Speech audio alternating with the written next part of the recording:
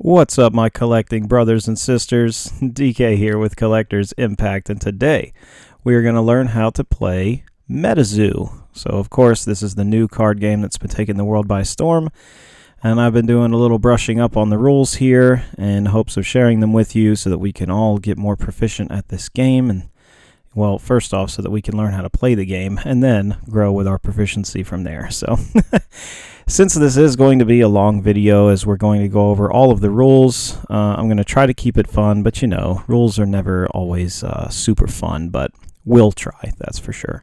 Now, I have been playing card games for quite a while, so, you know, I'll go ahead and say, have you ever been on like a tour in another country or another region where there's multiple languages that you don't speak, and on the tour, the guide speaks in multiple languages to the group so that everybody can enjoy it? That's kind of how this is probably going to go, in the sense of this game is pretty much a combination of Magic the Gathering, Pokemon, and Yu-Gi-Oh! With a few of its own unique elements thrown in.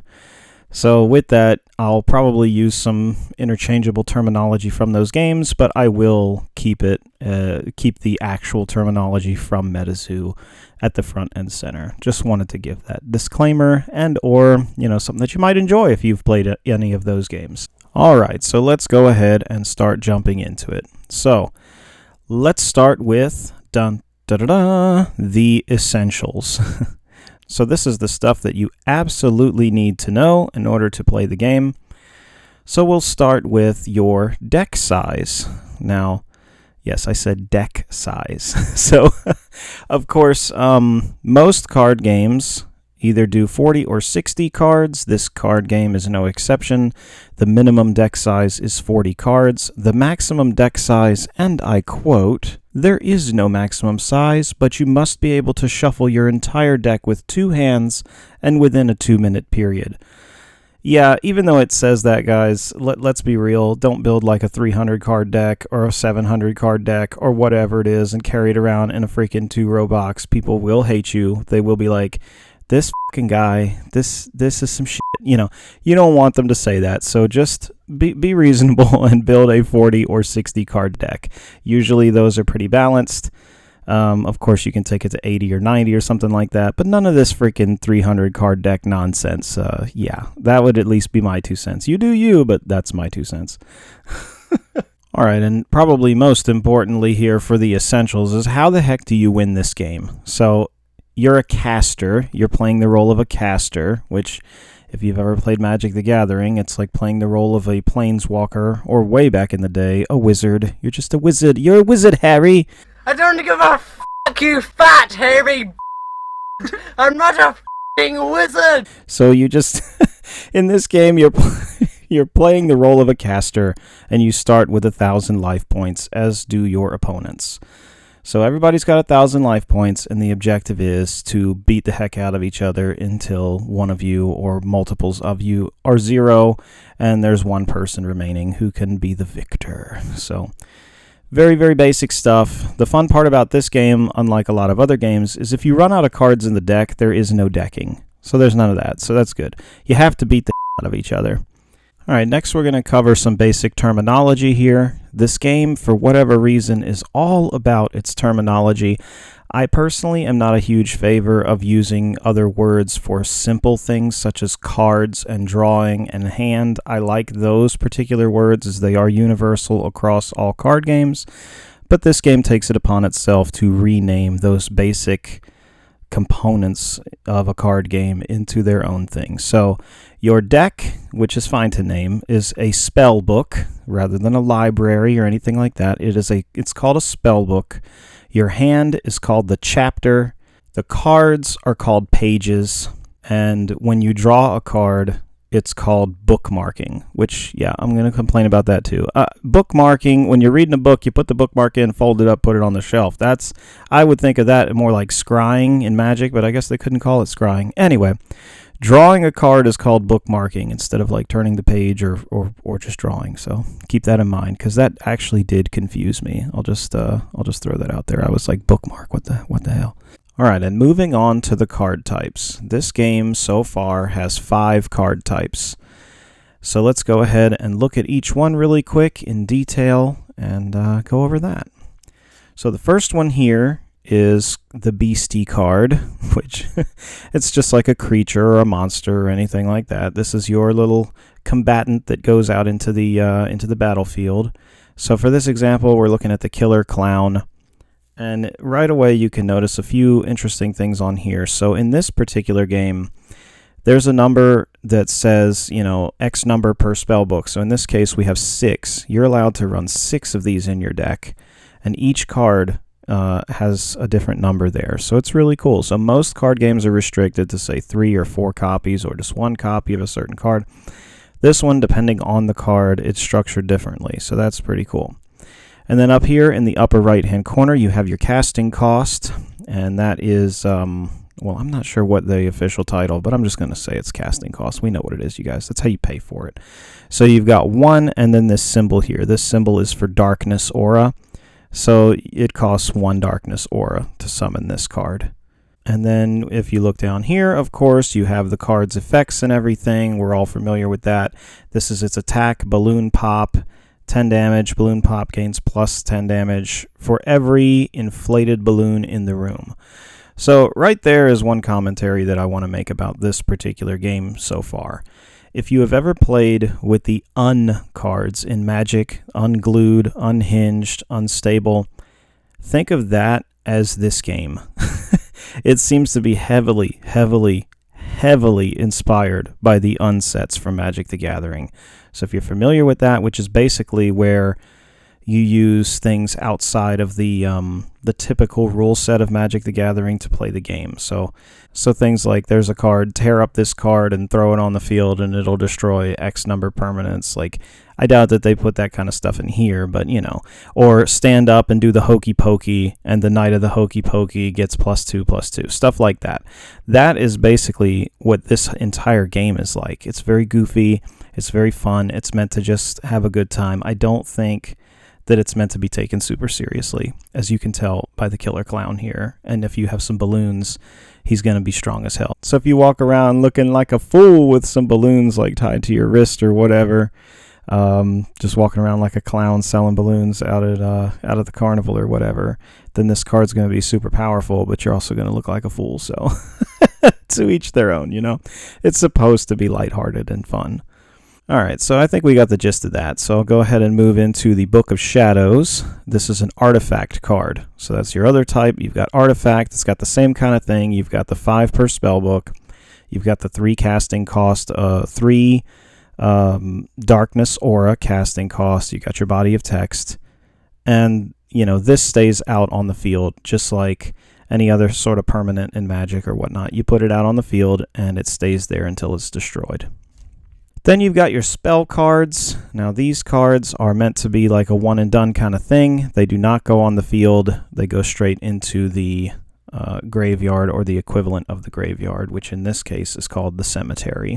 So we'll go over that in a minute. But yeah, they're a one and done kind of thing. And there's your casting cost. This one right here, this Crossroads, shows that there's 1 colorless and 1 darkness mana that are required to cast the spell. And then, of course, you have your Dark Aura, or your Aura card in general. Obviously, these are dark cards, so this is Dark Aura. But this is like a land card in Magic the Gathering. So at first, I thought maybe it's like an energy card in Pokemon where you attach it to the monster and attack. But no, it is very much like a land card in Magic. So you play this Dark Aura on your field, and then you fatigue it, which is the exact same as tapping it. So you turn it 90 degrees sideways, you fatigue it, and it will add a Darkness Aura to your Aura pool.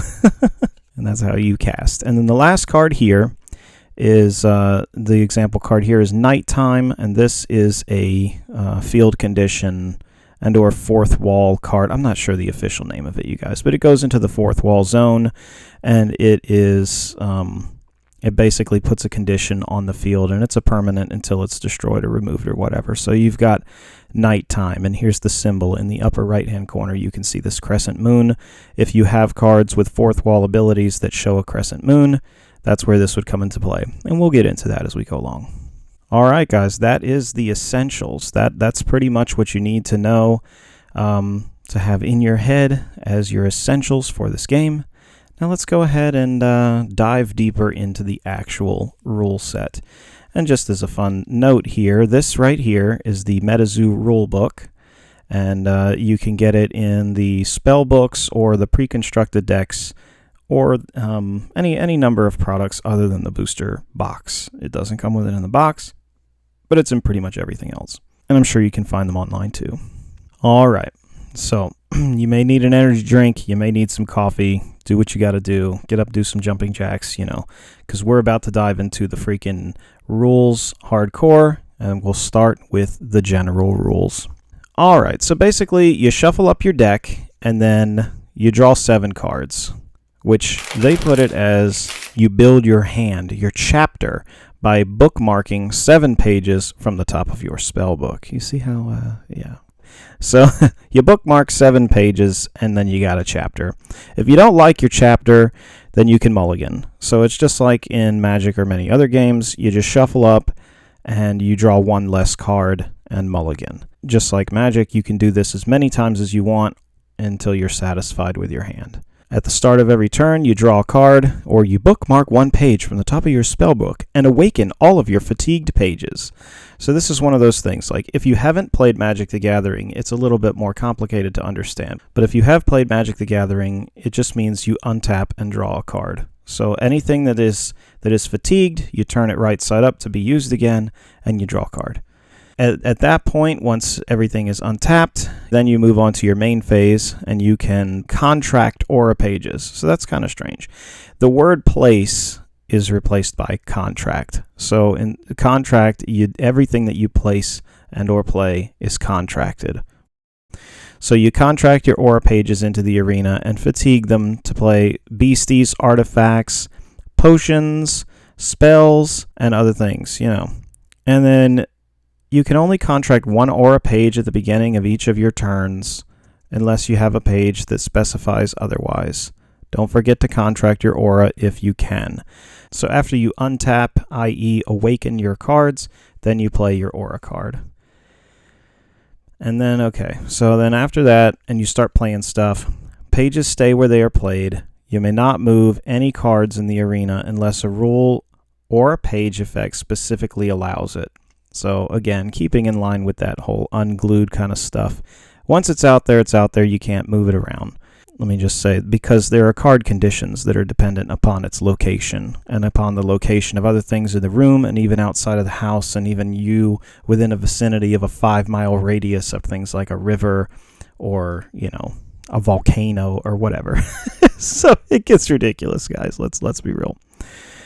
So, unless otherwise stated, all pages enter the arena fatigued. So everything comes in tapped, other than Aura and Terra. So Terra, that's the name of the condition card that I showed earlier, the night sky or whatever, nighttime. That's a Terra card, Terra. Those enter awakened. So Terra and Aura are the only thing that enter untapped. When a page is used to generate Aura, attack, defend, or use a power, you must fatigue it. Turn it 90 degrees. A fatigued page cannot be fatigued again until it is awakened. Aura pages may be fatigued on any player's turn to generate aura, so you can do it at instant speed. If you have a spell or an ability that you can use in your opponent's turn, your auras will work on their turn. For beasties and artifacts, it does not cost any aura to attack, defend, or activate powers, but you must fatigue them. Sounded familiar, guys? Anyone who's played Magic, sounded familiar? If a page's LP becomes 0 at any time, LP is life points, it is destroyed. LP is reduced to 0. Now, one thing that's kind of unique in this game is the artifacts and stuff like that have life points. So that's pretty unique. I'm sure there are other games who borrow that sort of stuff, but it's kind of interesting to note. When a beastie or an artifact is destroyed, it's placed into limbo unless otherwise stated. So at this point, let's go ahead and bust out the playmat so that you can see the zones. All right, so now we've got the playmat out. So you can see here in the bottom left, here's your limbo pile. The center left is the cemetery, and the top left is the afterlife. And of course, the entire top of it is your Terra cards. That's where your little fourth wall stuff goes. And then you've got your spellbook slot over here and your side deck. Now, where the side deck is normally where I put my my graveyard in Magic, so it's kind of annoying. I mean, I don't know how true to form you have to be to this map, but I'm assuming based on the rules where everything has to stay where it is, you probably have to set up your field exactly like this for some card effects. So just keep that in mind. So the side deck is essentially, it's the same as a sideboard in most other games. It's 15 cards in addition to your deck, and you don't touch it unless there's a card effect that specifically tells you to touch it during a game, or between games you're allowed to swap out and exchange cards in the deck and the side deck. But they have to be the exact same number that they were before the switcheroo when the game actually starts. So it's always got to be 15 and whatever your spell book is. All right, so continuing on with the rules. So where were we? When a beastie or artifact is destroyed, it's placed into limbo unless otherwise stated. When a spell or potion is contracted, it's placed into the cemetery immediately after it's resolved unless otherwise stated. All pages and effects resolve in a first-in, last-out order. If more than one effect would activate simultaneously at the start or end of the turn, the active player gets to choose in which order they resolve. So, for the most part, this is like the stack mechanic in Magic the Gathering. If you've played that, of course, this will be a lifesaver. If not, in summary, say you got a bunch of instants or whatever, whoever the last person is to cast the spell, that spell resolves first, and then going down the pipeline to the first spell that was cast, or the first action that was taken. So in other words, if you're attacking someone in the face for 50 points of damage, and they have a spell in their hand that they can cast to deal 50 damage to the monster, to the beastie, and it dies, and they do that in response to you swinging at their face for 50, their spell hits the monster, it resolves before the 50 damage, kills the monster, and you take nothing, kind of a situation. It's a response kind of thing. Your spells, whatever spell is spawning, is always faster than what's happening before it. Now, you may contract Terra during your turn for no aura cost, so there's no casting cost to play those. Any Terra in the arena can be used to activate fourth wall effects, so that's good. Just having it there is how you activate the fourth wall. Any damage dealt to pages or casters remains between turns. Use tokens, counters, or scratch paper to keep track of the damage or pages. So here's an example, or some examples of those tokens and counters. Now I got these in the spell book. These are from the MetaZoo spell book, and I honestly do recommend that product if you can get it. At the current time, they fluctuate between $125 and $200 on any given day at this moment in time. This is late August, but of 2021. So who knows what this is going to be like in the future. Right now, we just have the first edition, but if you're watching this in the future, who knows? There's probably other stuff out there too. If a caster has 0 pages in their spellbook, they don't lose the game. So I mentioned that earlier. You can't deck out in this game, which is nice. All unspent generated aura disappears at the end of the turn in which it was generated. So, yeah, your mana pool empties at the end of the turn, not at the end of the phases. The controller of the action that would initiate a coin flip or die roll would perform the coin flip or die roll. What the f***? What? Hang on. The controller of the action that would initiate a coin flip or die roll would perform the coin flip or die roll. Why does that even need to be stated? Yeah, if it says flip a coin, you don't have your opponent flip your coin for you. That's that's basically what that says. All right, and we already went over all of the card types and the essentials, so I'm not going to go deeper into that, as you already know the card types. So we're going to jump to the aura types. So for the aura types in this game, you have Cosmic, Dark, Earth, Flame, Forest, Frost, Light, Lightning, Neutral and or Colorless, Spirit, and Water aura. My God, is that a lot of aura. That is like Pokemon. So Pokemon has a ton of different types of freaking Pokemon, and this, if I, just at a glance, it looks like it's pretty much the same number. It's just like Pokemon. And with our playmat out here, we already went over all of the slots, but let's go over the 3 that are not as common in other games so that we know what the heck is going on. So the Limbo one, when a beastie or artifact is destroyed, it's placed in this area.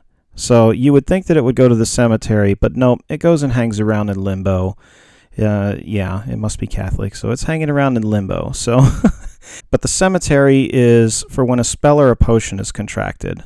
It resolves its effects and is placed into the cemetery. Occasionally, an effect may place a beastie or artifact in the cemetery.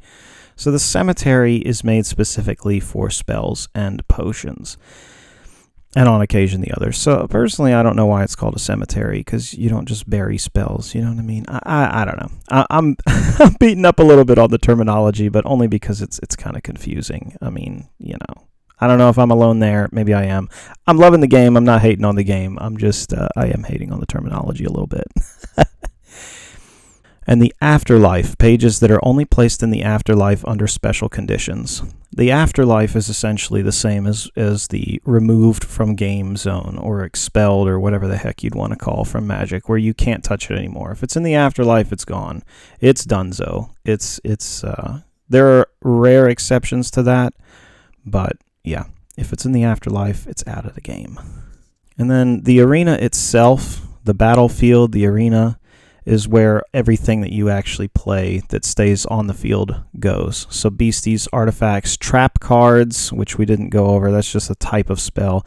Trap cards, trap pages, they call them, aura pages, those go into the arena. And again, they all come in tapped unless otherwise stated, except for aura. All right, guys, now let's go ahead and get into all of the rules and do an example small playthrough. So you got the gist of the game. Let's see it all in action.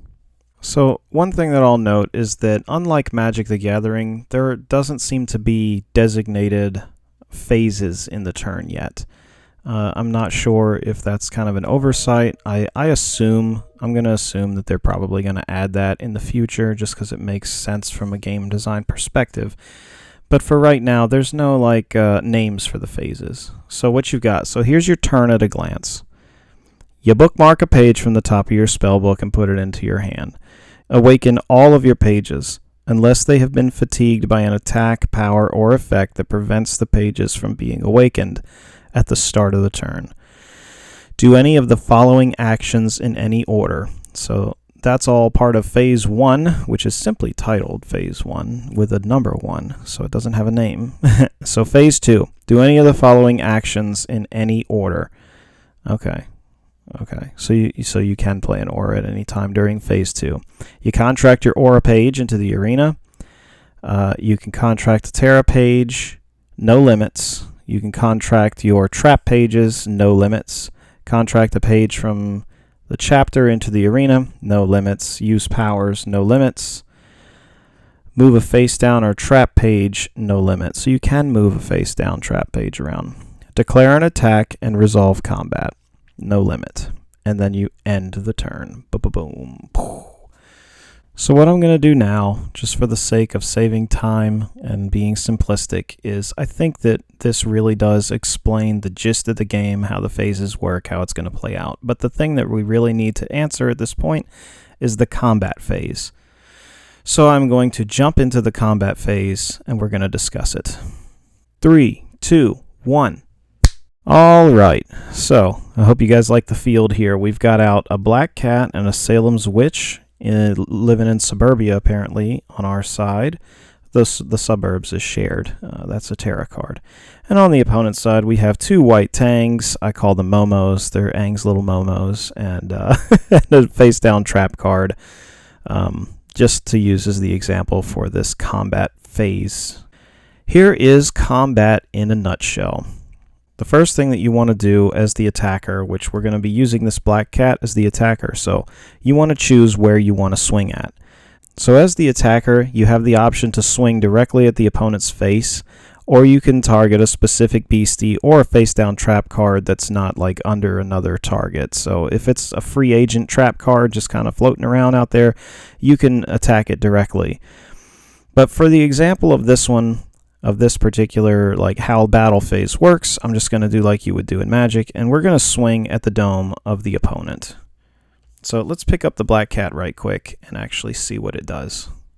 So its attack is Fever Scratch, 10 damage, and it has this little ghoulish symbol, which we'll get into in a second. But the Fever Scratch gains plus 15 damage if if there is a beastie named Salem's Witch in the arena. So, yeah, there is a beastie named Salem's Witch in the arena. And, if you notice over here, on the left-hand side, there's a little house symbol with the number 25 on it. And you see over here on our Terra, the suburbs, there's a little house symbol in the top corner. That means that this fourth condition is met, and there is a Terra card for the suburbs in play, and therefore you get this 25 bonus to the card. So before we go any further, let's go into that. Fourth wall effects give you boosts in the event that you are within a nearby or certain place or object in real life or during an event. What does it mean to be nearby? Very simply, unless otherwise specified by a page, nearby means within 1 mile or within eyesight. Below are the current fourth wall effects that must be taken into consideration when playing. Each fourth wall effect has a Terra associated with it. So in other words, if you can't meet the fourth wall effect, like if you're not playing in a suburban house, you would need the Suburbia card in order to use the fourth wall effect. But if you are playing in a suburban house, you don't even need the card. Some card text may refer to items that wouldn't normally exist in the game, like dirt or a source of fire.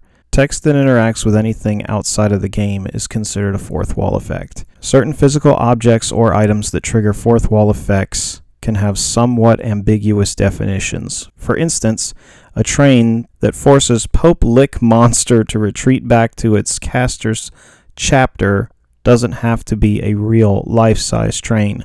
It can also be a beastie ghost train. That's cool. So since the creature or artifact or whatever would be a train type, that can apply for the fourth wall. That's good to know. So, okay, so going back to our Black Cat card, it has the little suburban household and the number 25. So what that means is that if you're in the suburbs in real life, or if there's a suburbs card, Terra card in the arena, all of the attacks from the Black Cat gain plus 25 damage. Hells yeah. So it's just another added bonus. And then just for the record, there are other fourth wall effects that don't have the little fourth wall symbol on the left-hand side of it, and that's for like summoning conditions and things like that. Like you can only contract this page if you're wearing denim pants, which is also straight out of Magic. The unglued sets, stuff like that, you know. All right, so back to the scenario. So we've got our Black Cat. We're in the suburbs. So we get 25 damage. We have our Salem's Witch next to it, so it gets plus 15 damage, and it has a regular 10 damage. So that's 25 and 25. That's 50 damage. We went from 10 to 50 based on the conditions in the arena. So yeah, that's how significant it is. So we're going to tap this, or we're going to exhaust it, or whatever the hell it's called. What is it called? Fatigue. Sorry. We're going to fatigue it and swing at our opponent to the dome. So coming at their face with our claws out. So at this point, they can choose if they have awakened items out here, or awakened creatures, awakened beasties. They can choose to fatigue the beastie and choose it as a defender. Otherwise, they have to take it on the dome there, or they can use the trap card. So in this scenario, let's actually pretend that they're going to use a trap card instead. So we're going to swing at the opponent for the dome. They have this trap card, so they're going to go ahead and tap it, fatigue it, and go ahead and take the attack. So it flips face up, and it says, when fire trap is flipped face up, target attacking page is inflicted with burn, and it takes 50 damage. So the cat's life points are 10, so it's going to straight up die. Boom, it's dead. So he takes no damage, and the cat dies. And now the witch is all alone on the battlefield. So that's how that would work. Now, let's go over the scenario really quick again. Let's turn this. Let's turn the trap face down again, and put the Black Cat back, and we'll swing again and pretend. We'll pretend that he wants to block it. So here we go. So he's going to block it with Momo. Boom. So he taps Momo. These two guys go at it. Boom, boom, boom, boom. And let's see. It's very similar to Magic the Gathering at this point now.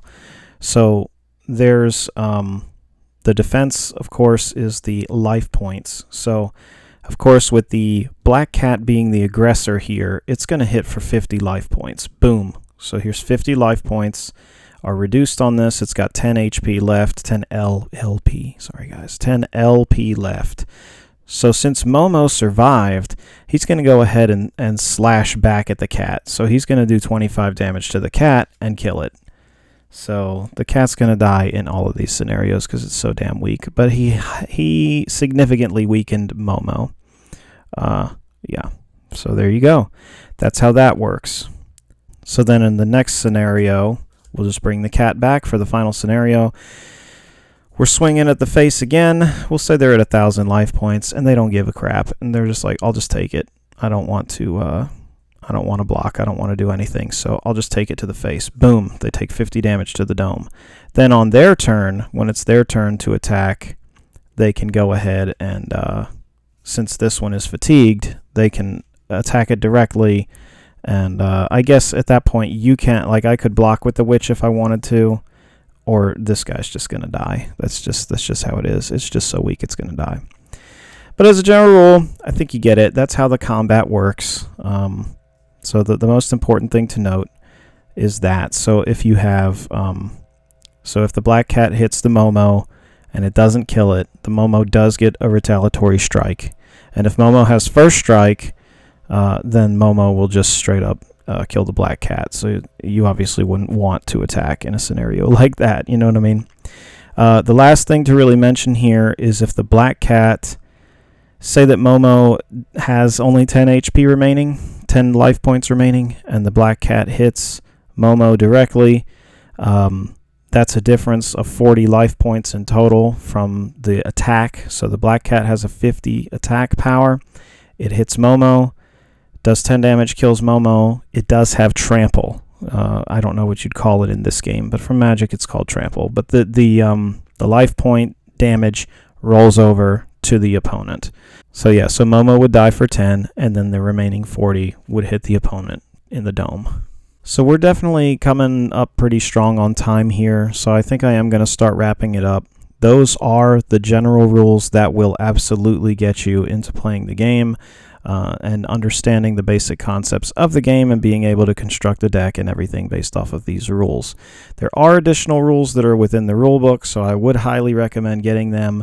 It'll explain things like weaknesses, which is basically like a weakness tree like you would have in Pokemon. So say if you are a water creature and you attack a fire creature, the water creature is going to deal 20 more damage extra to the fire creature because fire is weak to water. Things of that nature. So you can get a lot of detailed descriptors like that in the rulebook. Just use common sense and whatnot. There are also effects. So like we saw on the black cat, there's like this little screaming head. That is actually the effect called Scare, which can affect beasties. You must flip a coin to see if it takes hold. If something's scared, you have to flip a coin whenever it would be fatigued to see if it flees into your hand. So keeping those things in mind as well and learning about them, there's things such as frozen, burned, poison, paralyzed, sleep, and confusion, which let me read through that again because that's extremely yeah, any Pokemon fans out there? Frozen, burn, poison, paralyze, sleep, and confuse. Pretty sure you guys are familiar with those, and they're probably pretty similar. So anyway, let's see. Anything else that is really noteworthy of covering here? There are also other traits that are like abilities from Magic cards and their own unique abilities in this game, of course. But you have things like flying, so you've got flight. Beasties with this trait can only be the target of an attack by other beasties with flying. So very similar little crossovers there. So you got flying, first strike, magi proof, and all these things. We can follow up on that later if you want, or just get the rule book, and all of the detailed rules are within the rule book when it comes to those special traits, flying and all of that. So yeah, honestly, I think that pretty much covers what we need to cover for learning how to play the game. I hope that this video was helpful to you. I hope that it starts you on your journey of MetaZoo casting, and I hope that you enjoy, thank you very much for coming by and checking out this video. I really do appreciate that. If you found this walkthrough helpful, definitely give it a nice thumbs up, as it greatly helps with this channel and the algorithms and everything.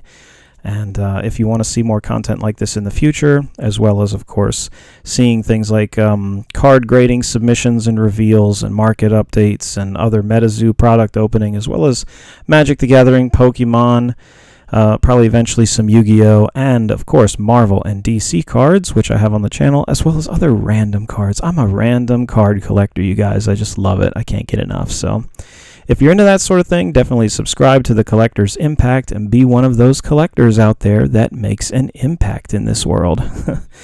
Thanks again for coming by, you guys, and I hope to see you again next time. Take care.